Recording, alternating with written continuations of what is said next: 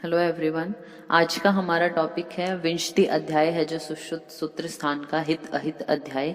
उसका 4 नंबर श्लोक आप देखिए। सबसे पहले लिखा है तत्र एकांत हितानि, यानी एकांत हितानि जो द्रव्य हैं जन्म से ही जो हितकारी हैं उनको बोला गया है। कौन से हैं? सलिल, घृत, दुग्ध, ओदन प्रभृति। सलिल जो पानी है वो, घृत को बोला है, दुग्ध को बोला है, ओदन यानी जो चावलों का भात है उसको बोला गया है कि ये जन्म से ही हितकारी होते हैं।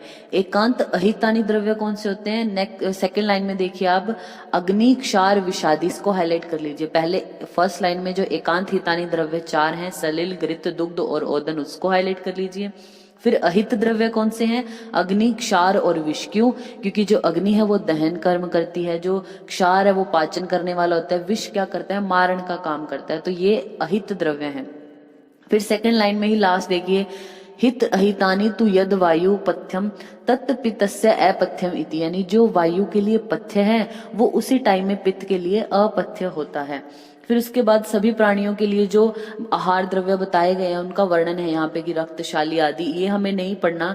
ये जो श्लोक है हमारा 5 नंबर, इसकी 5th लाइन में देखिए, मिड से आगे क्या लिखा है? गव्यम, इसको हाईलाइट कीजिए। गव्य घृतम, गाय का जो घी है वो, सैंधव, दाड़िम और आमलक। गव्य, घृत, सैंधव, दाड़िम और आमलक। वर्ग सर्व प्राणी नाम सामान्य पथ्यतम, सभी प्राणियों के लिए इनको नॉर्मली पथ्य बोला ही गया है। कौन से? गव्य, घृत, सैंधव, दाड़िम और आमलक। वैसे तो ये सारे ही ऊपर जो द्रव्य हैं इनके, लेकिन ये 4 आपको 5 जरूर याद रखने हैं, ठीक है। फिर उसके बाद हमारा आता है ये जो 6 नंबर जो श्लोक है उसके विमर्श में लिखा है कि ब्रह्मचर्य लक्षणम स्मरण कीर्तन केली परीक्षण गुह भाषण संकल्प अध्यवसाय क्रिया निवृत्तिश्च एव एतान मैथुन अष्टांगा नाम प्रवदंती मनीषी ने। जो ये मैथुन है 8 प्रकार के, तो इसमें से क्वेश्चन पूछ सकते हैं मैथुन के प्रकार कितने होते हैं? तो 8 प्रकार के मैथुन से जो दूर रहता है वो हमारे ब्रह्मचर्य के लक्षण है। नेक्स्ट हमारा आता है 8 नंबर श्लोक, देखिए आप फर्स्ट लाइन देखिए, संयोगस्तु अपराणी विष तुल्यानि भवंती, यानी जो संयोग से विष तुल्य जो कुछ द्रव्य हैं उनकी बात की गई है। तो हिंदी में ही देख लीजिए इसकी 8 की, कि जो वल्ली पर लगने वाले जो कुष्मांड, कवक, बांस के अंकुर, निम्बा, अम्ल फल है, नमक आदि, ये सब चीजें जो है वो लास्ट वर्ड देखिए, दुग्ध के साथ मिलाकर सेवन नहीं करनी चाहिए, यानी दुग्ध के साथ ये संयोग विरुद्ध है। फिर 13 नंबर जो श्लोक है उसमें संयोग से अहित द्रव्यों का वर्णन किया गया है। तो इसकी 4th लाइन में देखिए लास्ट वर्ड है गुड़ेन काकमाची, को हाईलाइट कर लीजिए। जो गुड़ है उसके साथ काकमाची का सेवन करना, या फिर जो है वो मधु के साथ मूली का सेवन करना, ये सब क्या है? संयोग विरुद्ध बोले गए हैं। तो आपसे पूछेंगे गुड़ के साथ काकमाची का प्रयोग निम्न में से कौन सा विरुद्ध है? ऑप्शन होंगे आपको संयोग विरुद्ध, दोष विरुद्ध, कर्म विरुद्ध। तो ये क्या है? संयोग विरुद्ध का एग्जाम्पल है। फिर 14 नंबर श्लोक में कर्म विरुद्ध के एग्जाम्पल आचार्य सुश्रुत बता रहे हैं। कर्म विरुद्ध कौन से? सेकंड लाइन में देखिए आप मिड में, कंस्य भाजने 10 रात्रि प्रयुषितम सर्पी, को हाईलाइट कर लीजिए। या तो ये श्लोक वाला लाइन याद कीजिए, या फिर हिंदी में 3rd लाइन में लिखा है कांसे के बर्तन में 10 रात तक रखा हुआ जो घी है वो नहीं खाना चाहिए। आचार्य सुश्रुत ने इसको कर्म विरुद्ध बताया है, ठीक है, ये जरूर याद रखना है। फिर मान विरुद्ध बताए हैं हिंदी में, देखिए शहद और पानी और शहद को घी के बराबर मात्रा में नहीं लेना चाहिए, वो मान विरुद्ध है।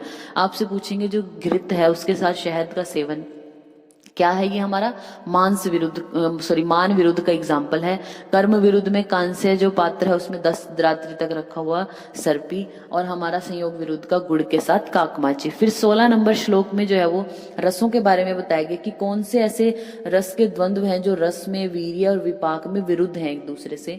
तो हम सबको याद तो नहीं कर सकते कि जो मधुर है वो रस में किससे विपरीत है और वीर्य में किससे, तो लेकिन सेकेंड लाइन में देखिए, मधुरो कटुकोश्च सर्वता, जो मधुर और कटु रस है वो तीनों कंडीशन में, चाहे वो रस हो, चाहे वो वीर्य हो, चाहे विपाक, इन तीनों कंडीशन में एक दूसरे के बिल्कुल अपोजिट होते हैं। तो हम सिर्फ अपोजिट वाले याद रखेंगे जो तीनों में अपोजिट है, मतलब मधुर और कटु रस, रस, वीर्य, विपाक, तीनों में ही जो है वो एक दूसरे से अपोजिट होते हैं। इसके जस्ट नीचे देखिए अम्ल तिक्त अम्ल कषाय च सर्वता, अम्ल और तिक्त रस है जो, और अम्ल और कषाय, ये भी तीनों, मतलब जो दोनों है, ये दोनों पेयर जो है, यानी अम्ल के साथ तिक्त रस या अम्ल के साथ कषाय रस, ये भी हमारा रस, वीर्य, विपाक इनमें विपरीत होते हैं। फिर इसी लाइन में लास्ट में देखिए लास्ट वर्ड है लवण तिक्त को लवण कषायो च सर्वता, लवण भी तिक्त रस और कषाय रस के साथ जो वो रस, वीर्य, विपाक तीनों ही कंडीशन में क्या होता है? विपरीत होता है। नेक्स्ट हमारा आता है 20 नंबर जो श्लोक है कि विरुद्ध आहार होता क्या है।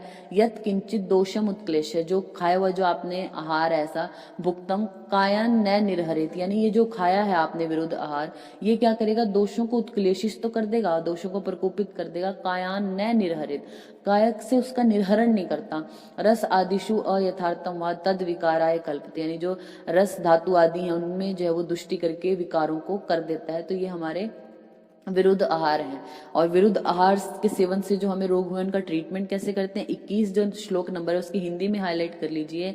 विरुद्ध आहार से उत्पन्न रोगों में विरेचन, वमन और शमन, ये 3 वर्ड, विरेचन कराते हैं, वमन कराते हैं, शमन कराते हैं, और पूर्व से ही हित पदार्थों का सेवन करना चाहिए। ठीक है, पहले से ही आप हितकर सेवन करो, विरुद्ध आहार करो ही मत, तो वो उत्पन्न ही नहीं होंगे रोग। फिर हमारा जो है वो राइट पेज पे जो वात है, हमारी जो हवा जो चलती है पूर्व दिशा की ओर, चाहे पश्चिम चाहे दक्षिण या उत्तर की ओर से, तो उनके क्या क्या गुण होते हैं और किन के लिए कौन सी वायु लाभकारी या हितकारी है, तो वो उसके बारे में बताया गया। तो 23 नंबर श्लोक में सबसे पहले पूर्वैया जो हवा है पूर्व दिशा की, उसके बारे में बताया गया है। सेकंड लाइन में देखिए, गुरु विदाह जननों को हाईलाइट कर लीजिए। गुरु होती है, विदाह जनक है, और रक्त पित्त अभिवर्धन, रक्त पित्त को बढ़ाने वाली होती है हमारी पूर्व की वायु। क्षता नाम विष जुष्टा नाम, जो क्षत से जुष्ट हैं, विष से पीड़ित हैं, व्रणी पुरुष हैं और श्लेष्मलश्चिये, तो ये लाइन हाईलाइट कर लीजिए। क्षता नाम विष जुष्टा नाम व्रणी न श्लेष्मलाश्चिये, इनके लिए क्या होती है, इनके रोग को बढ़ाने वाली होती है हमेशा, सदा रोग वर्धन जो हमारी वायु कौन सी है, पूर्व दिशा की। फिर ये अच्छी किसके लिए, 25 नंबर श्लोक में देखिए, वातला नाम प्रशस्ताश्च, जो वातल है, वातल जिनकी प्रकृति है उनके लिए प्रशस्त है। श्रांत जो थके हुए हैं उनके लिए है। कफ सूख गया हो जिनका, उनके लिए अच्छी है ये। लेकिन व्रण क्लेद वर्धन है, अगर इन्हीं व्यक्तियों को व्रण हो तो क्लेद को बढ़ा देती है। जैसे आपको बोला कि वातल व्यक्तियों के लिए अच्छी है पूर्वैया हवा, लेकिन अगर जिनकी वात प्रकृति और को व्रण हो रखा है, फिर उनके क्लेद को बढ़ा देगी, तब अच्छी नहीं होगी। तो आपको जो पूर्वैया हवा उसमें क्या याद रखना है, गुरु विदाह जननो, रक्त पित्त को बढ़ाने वाली है, क्षत है, विष से जुष्ट है, व्रणी है या श्लेष्मल है, उनके रोगों को बढ़ाने वाली है। अच्छी किसके लिए, वातला नाम, वातल जो है उनके लिए प्रशस्त है, थके हुए हैं या जिनका कफ सूख गया उनके लिए अच्छी है, लेकिन अगर इन्हीं को व्रण हो तो क्लेद को बढ़ाने वाली। नेक्स्ट 26 नंबर श्लोक में जो हमारी दक्षिण वाली वायु है, सेकंड लाइन में, दक्षिणो मारुत है श्रेष्ठ चक्षुष्यो बलवर्धन को हाईलाइट कर लीजिए। दक्षिण अक्षिण, अक्षी में भी क्ष आता है और ई की मात्रा आती है, हमारा दक्षिण भी इसी तरीके से लिखा जाता है। तो दक्षिण और अक्षी, दक्षिण वाली हवा हमारी अक्षी यानी चक्षुष्य बोलेगी, आंखों के लिए अच्छी है, बल को बढ़ाने वाली है। नेक्स्ट वर्ड देखिए 26 में, रक्त पित्त प्रशमनों को हाईलाइट कर लीजिए। रक्त पित्त का प्रशमन करती है, आपसे पूछे रक्त पित्त को बढ़ाने वाली तो पूर्वैया हवा है पूर्व की ओर की, और अगर उसका प्रशमन करने वाली है वो तो दक्षिण की है। फिर हमारी आती है पश्चिम दिशा की वायु के बारे में, 28 नंबर जो है उसकी सेकेंड लाइन में, सद्य प्राण क्षय करे शोषणस्तु शरीरी नाम, सद्य प्राण का क्षय करती है और शोषणस्तु शरीर नाम, शरीर को सुखाने वाली होती है हमारी पश्चिम। पश्चिम में अगर आप इंडिया के मैप की बात करें तो हमारा होता है जैसे राजस्थान वाला जो एरिया है, तो वहां की वायु क्या याद रखने के लिए आपको ये बता रहे हैं, कोई ऐसा एग्जैक्ट मतलब है नहीं। वहां पे क्या है, गर्मियों में लू चलती है ना, बहुत ज्यादा गर्मी होती है, तो प्राणों का क्षय करने वाली है। तो जो पश्चिम है वहां की हवा कैसी होगी, सद्य प्राण क्षय करे और शोषणस्तु शरीरिना। फिर बात करते हैं उत्तर दिशा की वायु की 29 और 30 में। तो उत्तर वाली कैसी होती है, 30 में देखिए, प्रकृष्ठता नाम क्लेदो बलवर्धन है, जो प्रकृष्ठ जो पुरुष है उनके लिए क्लेद और बल दोनों को बढ़ाने वाली। क्षीण क्षय विषारता नाम विशेषण तू पूजिता, जो क्षीण पेशेंट है, क्षय का पेशेंट है और विष से पीड़ित है, उनके लिए सबसे अच्छी होती है उत्तर दिशा की। आपसे पूछे जो हमारा जो है वो विष का पेशेंट है उसके लिए अच्छी कौन सी है, तो उत्तर दिशा की वायु, और पूर्व वाली उसके रोग को बढ़ाने वाली होती है। ठीक है, तो हमारा ये जो चैप्टर था 20th चैप्टर हमारा, इसमें आपको क्या याद रखना है, मेन तो जो हमारे एकांत हितानी द्रव्य हैं वो कौन है, 4, अहित कौन से, अग्नि क्षार और विष हैं। फिर 8 प्रकार का जो है मैथुन हमने इसमें विमर्श में पढ़ा।